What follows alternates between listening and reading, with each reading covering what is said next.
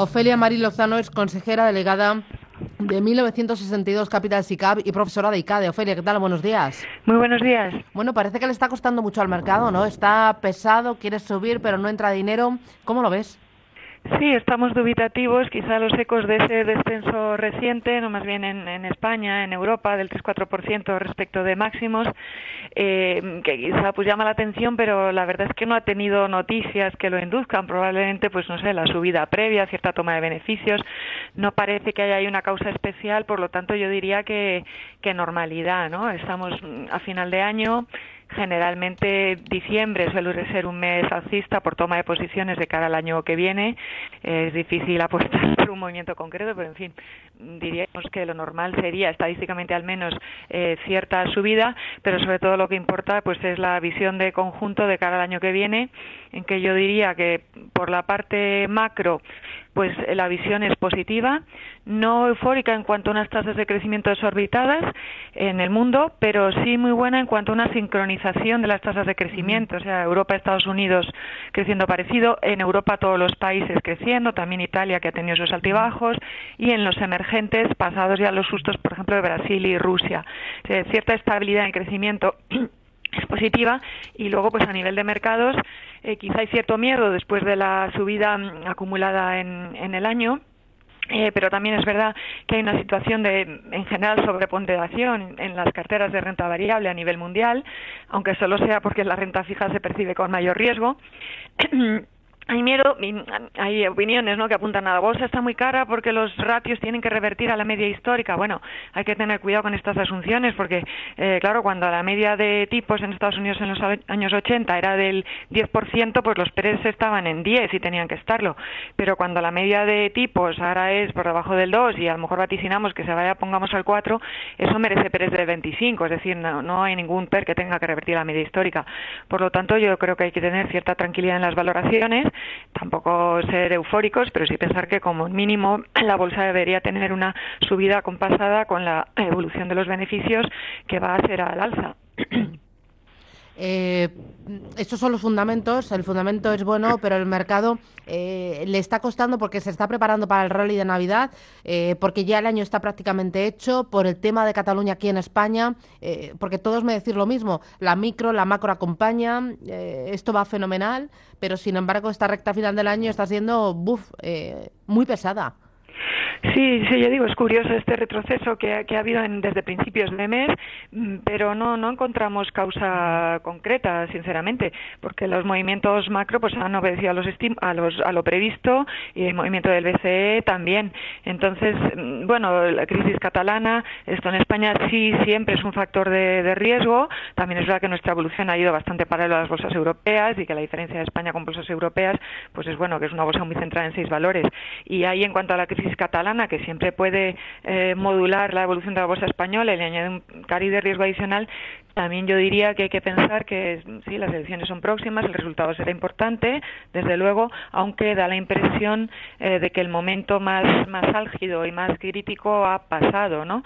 El resultado es incierto, pero bueno, los partidos nacionalistas parece se presentan divididos y parece también con una rebaja de expectativas que puede ser relevante, ¿no? En cualquier caso, pues centrar las posiciones en grandes valores europeos globales quizás es la recomendación más adecuada. Oye, me interesa la bolsa española, la caída de Inditex del 2,47%. Cuéntame por qué y si lo ves oportunidad.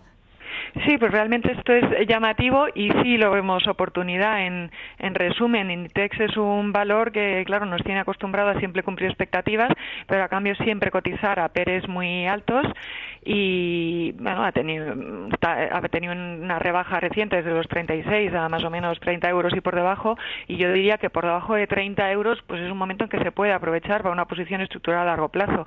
Inditex es difícil comprarla a PERES bajos, y cuando ha habido este recorte pues sí puede ser un buen momento que todos nosotros hemos aprovechado.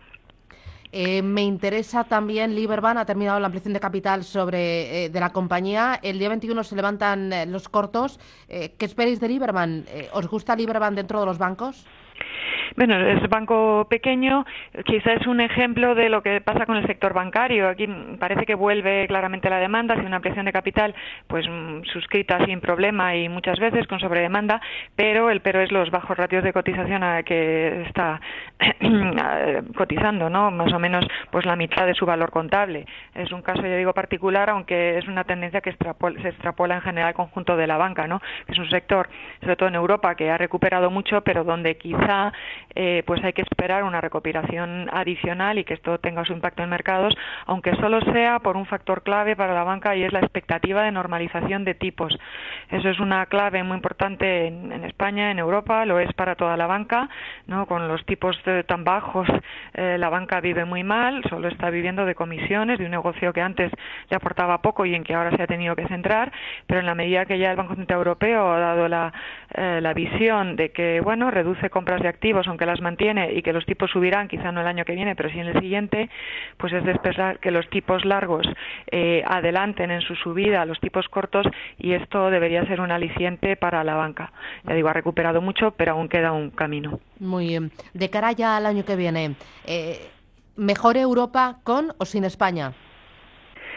Pues yo diría que mejor el conjunto de Europa y compañías globales. En España hay compañías globales que son europeas, hay compañías, siempre puede haber oportunidades en más puntuales, pero digamos que nuestra estrategia es, desde luego, no olvidar, nadie lo podemos olvidar, que el mundo es global, que el crecimiento de las compañías ya no es el PIB de un país ni de un área geográfica, es más o menos tener sus resultados distribuidos en un tercio Europa, un tercio Estados Unidos y un tercio el mundo emergente. ¿Mejor grandes o veis más oportunidad? Porque a mí es lo que me están contando muchos gestores de Europa, que están viendo más oportunidad en empresas de mediana capitalización más que los grandes. Quizá puede haber algunas rezagadas, pero nosotros nos preferimos ubicar preferentemente en las grandes, porque son las que automáticamente proporcionan esta globalización, una reducción de riesgo también, porque tienen los resultados en más áreas geográficas, y el beneficiarse, bueno, primero su gran experiencia, ¿no? Las grandes compañías del Eurostoxx 50, pues la mayoría tiene más de 50 años de historia, 75 tiene más de 75 años de historia. Algo habrán hecho bien, ¿no? Yeah. Y en un mundo tan grande, en que es tan importante la masa crítica y que vamos a oligopolios en los grandes sectores, pues la masa crítica da una visión adicional, da una capacidad de compra adicional y unas economías de escala adicionales, ¿no? Entonces, sí, pensamos que esto, grosso modo, debe constituir el grueso de las carteras, independientemente que siempre puede haber oportunidades. Fantástico. Gracias, Ofelia. Es un placer charlar contigo. Gracias. Encantada. Adiós, buen día a todos. Hasta otra. Gracias. El ranking de valores